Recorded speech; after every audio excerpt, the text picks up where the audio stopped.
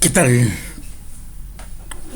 Un saludo de su hermano en Cristo, Germán Orozco. Qué bendición estar nuevamente a través de este medio por el cual podemos nosotros acercarnos y poder tener comunión a través de nuestros estudios en el SEBE.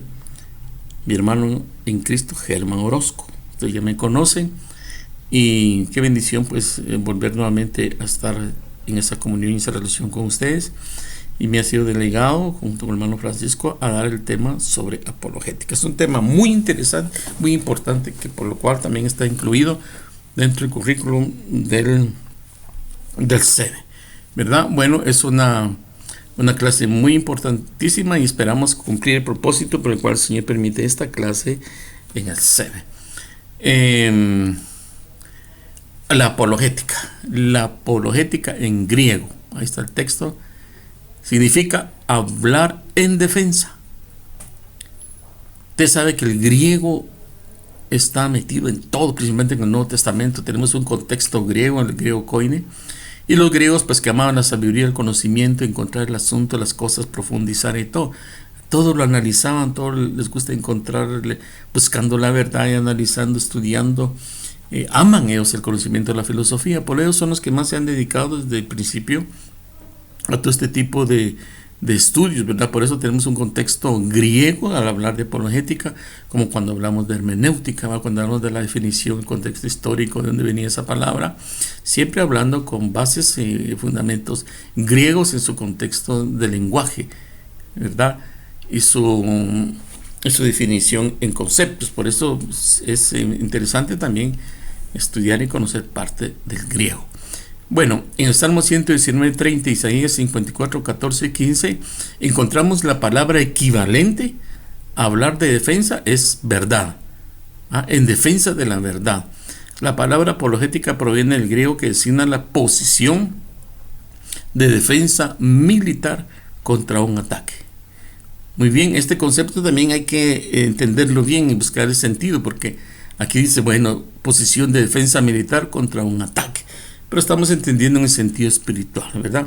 Pablo dice que nuestra lucha no es contra carne y sangre, sino contra potestades, principados, huestes de maldad en los aires y todo eso, asunto espiritual. Y que nuestras armas son poderosas en Dios, no carnales, sino poderosas en Dios, espirituales, para destruir toda fortaleza y todo conocimiento que se levanta contrario al Evangelio. Entonces está hablando, pues estamos en un contexto espiritual para entender esto, ¿verdad? En el Nuevo Testamento encontramos varias citas también donde se lo puede leer. Solo leo las citas: Hechos 22.1, 1 Corintios, en Filipenses 1.7, Timoteo 4.16, 1 Pedro 2.15. El vocablo equivalente ahí, apologética, es defensa. Usted lo va a encontrar ahí y lo puede ya seguir estudiando. Muy bien. Entonces, apologética. Es muy importante nosotros que estudiemos la apologética, entender conocer el contexto en el cual estamos hoy, nos toca vivir. Que la gloria sea para el Señor por los siglos de los siglos. En cada siglo, en cada época, el Señor se ha de ser glorificado. A nosotros nos toca vivir este tiempo, este ambiente muy fuerte para desarrollar el ambiente apologético en las cosas contrarias al Evangelio de Cristo. Es muy importante entender que los tiempos han cambiado. Daniel decía, ¿verdad? Tú vas a descansar, le dijeron a Daniel, sella esta palabra porque esto es para otro tiempo, pero una señal profética de los tiempos era que aumentaría el conocimiento y la gente correría de aquí para allá. Bueno, pero respecto al aumento del conocimiento, ustedes saben que el conocimiento ha aumentado muchísimo, muchísimo ahora en la ciencia, en la política, en la economía, en la filosofía, en todas las ciencias, en toda esa rama de ciencias, en el ambiente teológico, no digamos, ¿verdad? Entonces es importante que entendamos hoy el ambiente, el contexto apologético que nos toca vivir. Hoy estamos viviendo un contexto que está bien marcado en lo que se llama el relativismo. Todo es relativo, ¿verdad? Todo es relativo, no existe la verdad absoluta. La verdad es de acuerdo a cómo uno lo mire, de acuerdo al ángulo que uno vea las cosas. Toda la gente cuestiona la verdad. Verdad absoluta no hay, ¿verdad? Todo es relativo, todo depende de cómo lo vea, todo lo piensa como yo lo pienso. O sea, es tremendo el relativismo para cuestionar, en el caso nuestro, cuando estamos hablando del Evangelio, ¿va?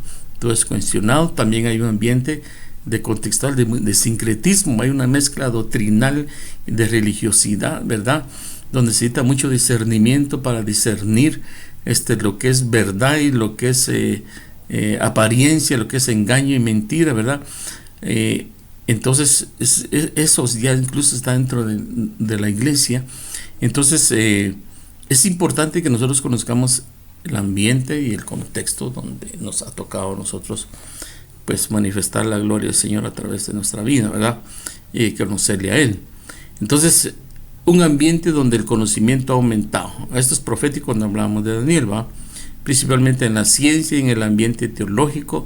Ejemplo, en la ciencia, usted sabe la teoría de Darwin, del Big Bang, cómo fue la creación y todas esas cosas, y que tiene apariencia de sabiduría y conocimiento, y por esa rama de la ciencia, cuánta gente no ha cuestionado las verdades de la palabra del Génesis, ¿verdad? Y lo cuestionan y lo preparan de una forma tan sutil y tan, como dice Pablo, artimañas del enemigo, ¿saben?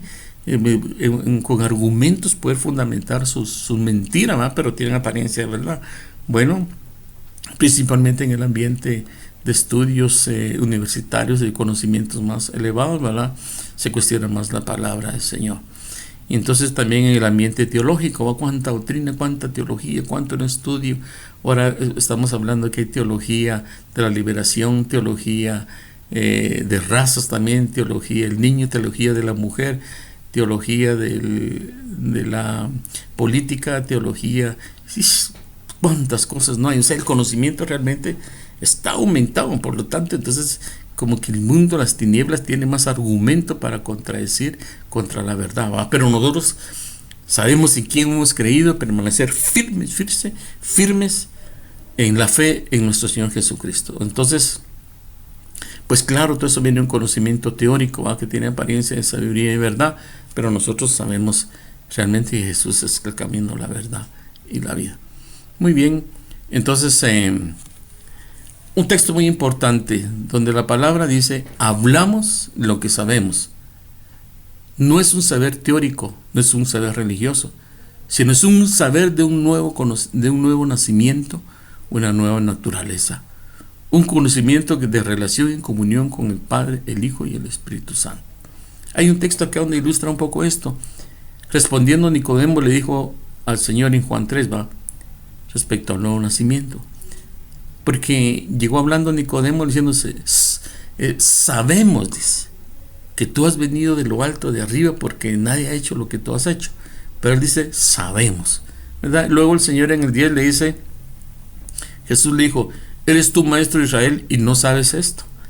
Mire, pues Nicodemo decía que sabía, y el Señor le dice: no, tú no sabes, le dice, ¿verdad? Y eso que eres el maestro de Israel. Bueno, en el 11 dice: de cierto te digo que lo que sabemos hablamos, y lo que hemos visto testificamos, y no recibís nuestro testimonio. Esto es bien importantísimo para la apologética. Vamos a hablar lo que sabemos, ¿ya? Y vamos a testificar lo que hemos visto, ¿ah? Entonces, porque no es una cuestión racional, no es una cuestión de convencimiento humano, sino de una experiencia, un nuevo nacimiento, una nueva etnia, ¿verdad? No una nueva religión.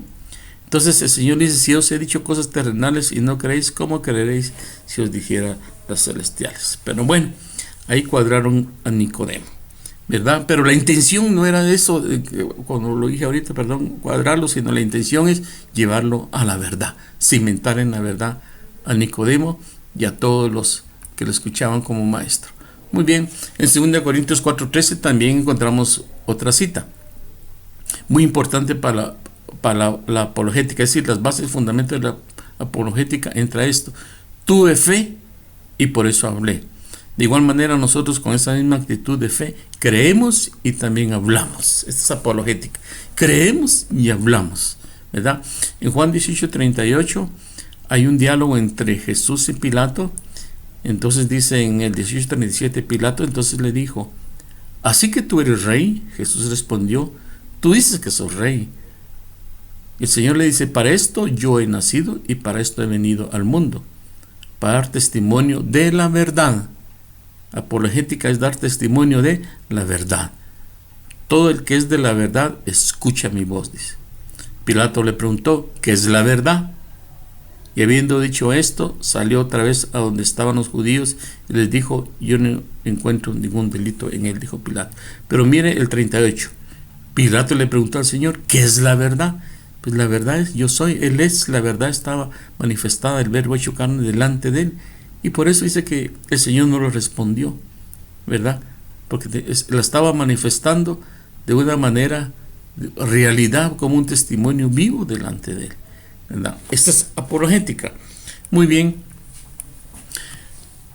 Defensa de la verdad. Esta es que tenemos que tener mucho cuidado cuando hablamos de defensa de la verdad. Por eso queremos explicar esto, que es muy importante, ¿verdad? Porque alguien dice que yo estoy defendiendo al Señor. No, si no se trata de defender, ¿verdad? Como dice el Señor, no necesita que alguien lo defienda, Él solo se defiende. ¿Se acuerda aquel testimonio de Dagón y los filisteos cuando el arca fue tomada y llevada ahí al templo de Dagón? Pusieron el arca en el templo de Dagón y el otro día amaneció el Dagón tirado para un lado. Y luego dijeron: tal vez un temblor se cayó, ahora pongámoslo para el otro lado, y también se cayó y todo. Bueno, usted conoce ese texto, ¿verdad? El Señor necesita solito la presencia del Señor ahí en el templo de los filisteos, ¿verdad? Pero bueno, eso es un contexto de ver cómo el Señor, no entró David, no entraron todos a defender, no.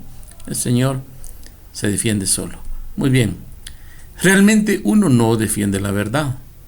Cristo no necesita que lo defiendan.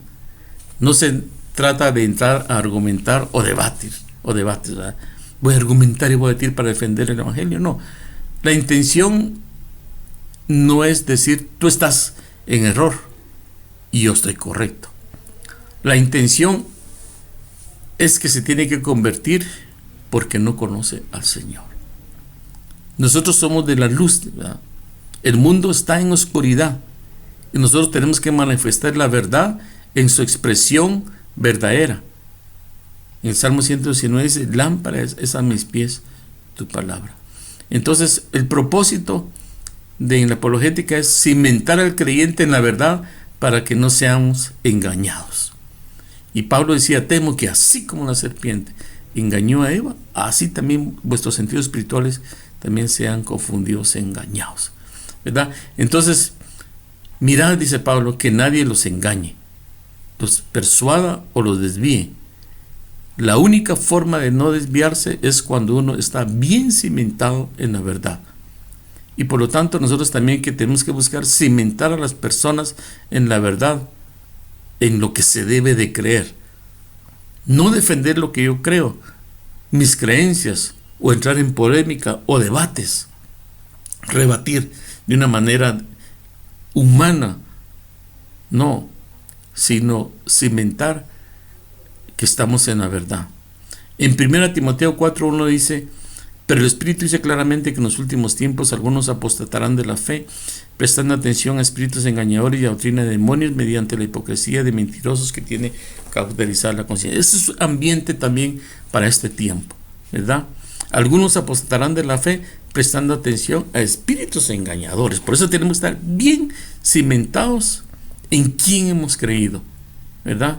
Y no dejar de creer, sino no descuidar, como dice también Hebreos, no descuidar esta salvación tan grande, sino permanecer siempre en la verdad. Porque el ambiente hoy es como dice aquí 1 Timoteo 4, ¿verdad? Que algunos apostatarán de la fe, prestando atención a espíritus engañadores. Entonces hay una cita en la LBLA de las Américas, dice: entonces así dice el Señor, hablan de Jeremías, ¿verdad? Si vuelves, yo te restauraré, en mi presencia estarás. Si apartas lo precioso de lo vil, serás mi portavoz. Y esto es muy importante, mire, que se vuelvan ellos a ti, pero tú no te vuelvas a ellos. Es la intención de la apologética, que se vuelvan ellos a ti. Tienes la verdad, pero tú no te vuelvas a ellos. Y en esta otra versión, la NBB, dice: el Señor respondió: déjate de necedades y habla con algo de inteligencia. Solo si pones en mí tu confianza, te dejaré continuar como mi portavoz. Tienes que ser tú quien influya en ellos y no al revés, ¿verdad? Es la apologética. Tenemos que influir en ellos y no ellos en nosotros. Y la NTV también dice: Son contextos, diferentes versiones. Esto responde: Señor, si regresas a mí, te restauraré para que puedas continuar sirviéndome. Si hablas palabras beneficiosas en vez de palabras despreciables, serás mi vocero. Bueno, tienes que influir en ellos. No dejes que ellos influyan en ti. Esa es la apologética, ¿verdad? Que ellos se vuelvan a nosotros y no nosotros a ellos. Por eso la disciplina de la apologética es fundamental para el evangelismo y necesaria para todos los creyentes. Todos los cristianos deberíamos ser capaces de comunicar el evangelio, ofrecer una defensa, y hablamos en qué sentido la palabra defensa, de su confiabilidad y veracidad, e involucrarnos críticamente, en el sentido espiritual, por supuesto, con las personas incrédulas de su entorno, en tu ambiente, donde el Señor permite que tú te vivas y desarrolles, para cimentarlos en la fe. Entonces, en el ambiente teológico podemos decir que apologética es exponer la verdad escrita, la palabra de Dios. También en el ambiente teológico es, en conceptos, la exposición hará caer en mansedumbre, dice, los argumentos que se levantan contra el conocimiento de Dios. Eso lo vemos en 2 Corintios 10:1, cuando hablaba ahí que nuestras armas son poderosas en Dios para destruir fortalezas espirituales, va contrarias al evangelio. Y también presentando nuestra convicción de quien demanda razón de nuestra fe. Tenemos una convicción, va. La fe, la certeza, la convicción de lo que no se ve, de lo que se espera. Y el mensaje evangélico se expone, ¿verdad? No se impone. Por eso la luz, dice, resplandece en medio de las tinieblas. Solo se expone, no se impone. Muy bien. Entonces, el apóstol Pablo emplea el término apología en su discurso de prueba para el gobernador Festo y rey Agripa, cuando dice: yo hago mi defensa. Está en Hechos 26. ¿Se acuerda que a él lo acusaban que era un alborotador, un revolucionario, y que él estaba en contra del templo y la ley y todo lo que lo acusaban los judíos, ¿verdad? Entonces aquí Pablo dice: yo hago mi defensa. Muy bien. Un análogo formulario aparece de Pablo en la carta a los Filipenses, donde dice: defendiendo el evangelio. Y en Filipenses 1:7 dice: y dar una respuesta, o sea, respuesta a su fe, ¿verdad? Y en 1 Pedro 3:15, que es el texto favorito de los apologetas, ¿verdad? Del estudio, donde habla de dar una respuesta de vuestra fe. Algo muy importante es que la verdad la vamos a declarar con la guianza del Espíritu Santo. En 1 Pedro 3:15 está el texto que más se utiliza para hablar de apologética, es donde dice Pedro: sino santificad a Dios el Señor en vuestros corazones y estad siempre, dice, preparados para presentar defensa con mansedumbre y reverencia. Con mansedumbre y reverencia. Yo me acuerdo que alguien decía: es que vamos a ir a quemar las iglesias tradicionales, es que vamos a destruir todo ídolo, es que vamos a quitar todas esas costumbres, y no es de contienda, no es de violencia, sino que dice: en mansedumbre, en reverencia, ante todo el que os demande, dice, razón de la esperanza que hay en vosotros.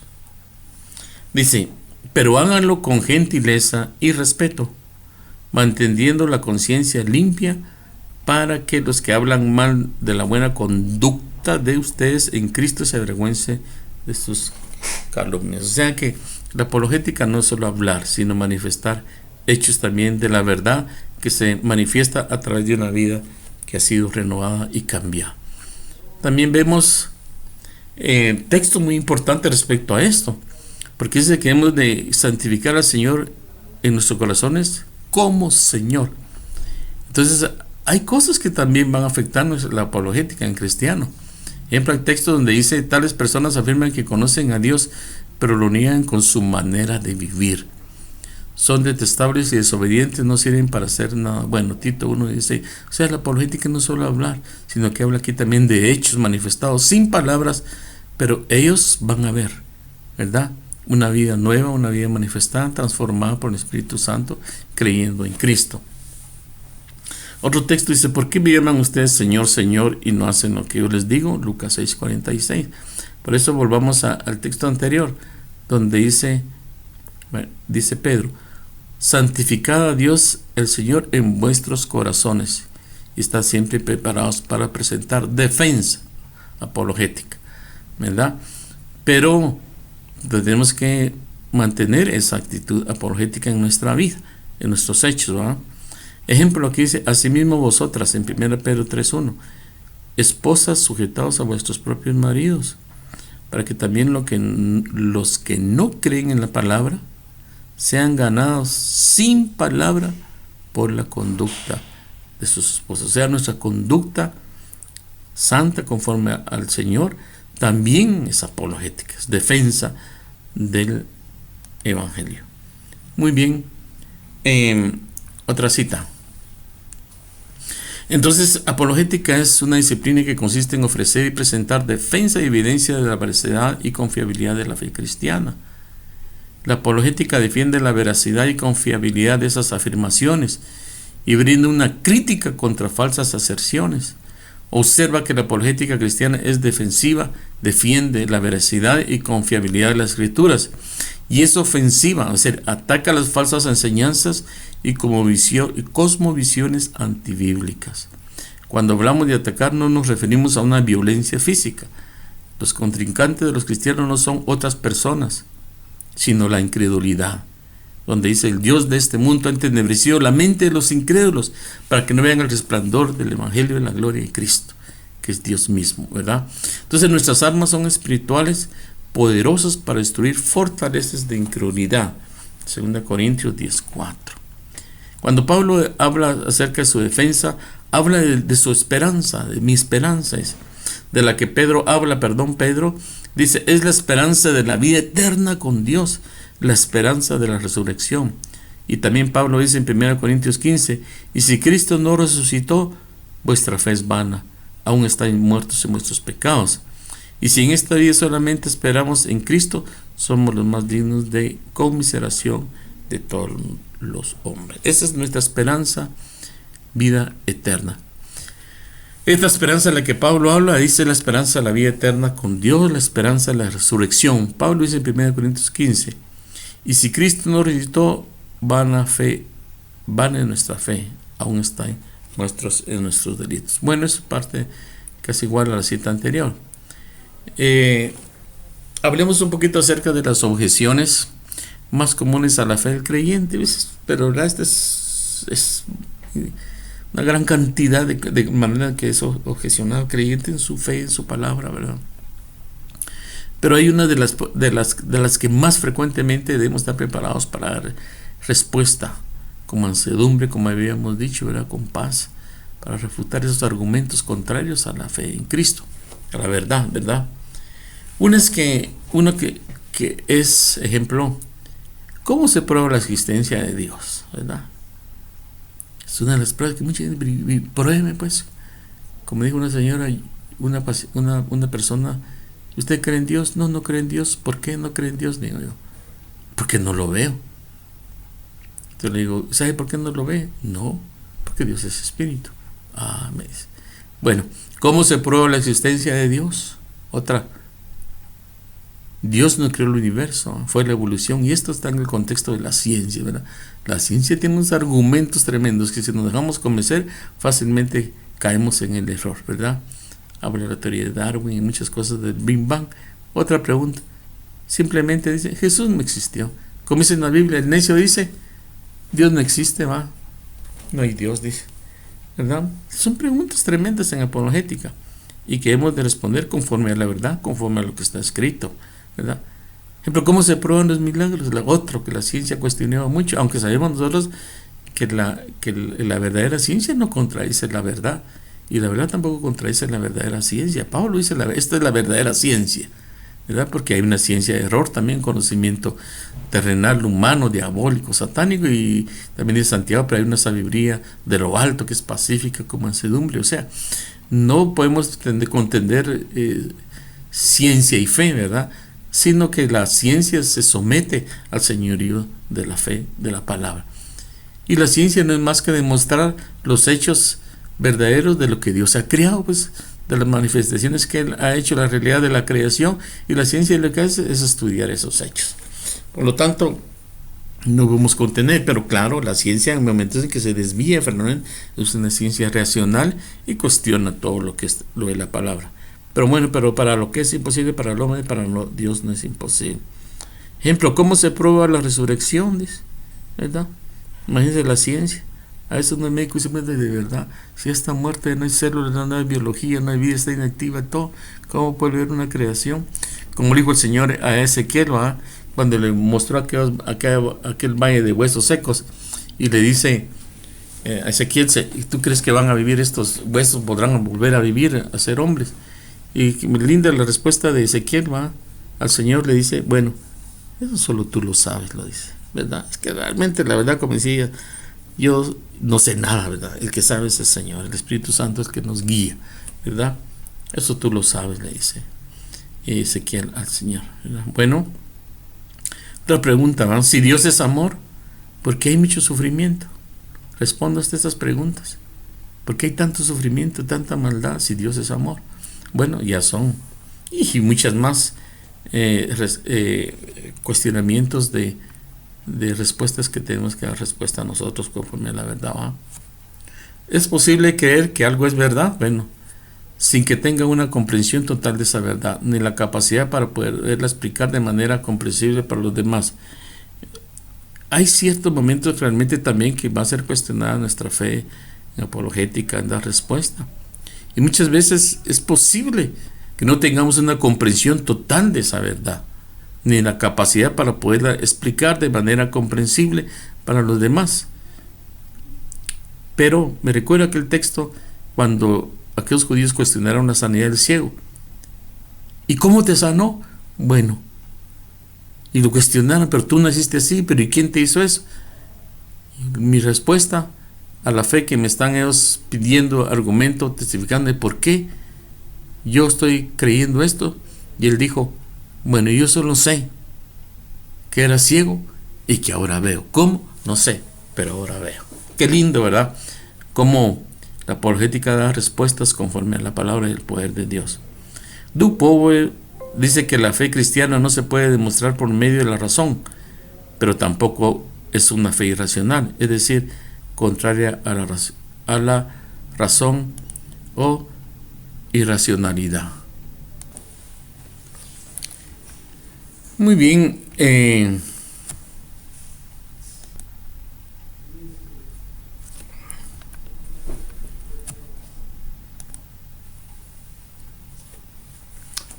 muy bien. Y aquí encontramos otras citas que nos hablan el apóstol Pedro, bueno, habla, dice, exhortándonos a contender ardientemente por la fe. También hay otra cita donde dice, me ha sido necesario escribirlos amonestándoos a que os esforcéis a perseverar en la fe. Ahora me veo en la necesidad de hacerlos para rogarles que luchen por la fe que una vez fue entregada al pueblo santo, exhortándolos a luchar ardientemente por la fe, y así diferentes versiones. Dice, sigan luchando vigorosamente por la fe encomendada y luchen y defiendan la enseñanza que Dios les ha dado. Entonces, lo importante en la apologética no es ganar una discusión a costa de lo que sea. Estamos llamados a presentar la verdad del Evangelio con amor. La salvación de la persona es obra del Espíritu Santo. Y como cristianos solo nos corresponde dar testimonio de la verdad.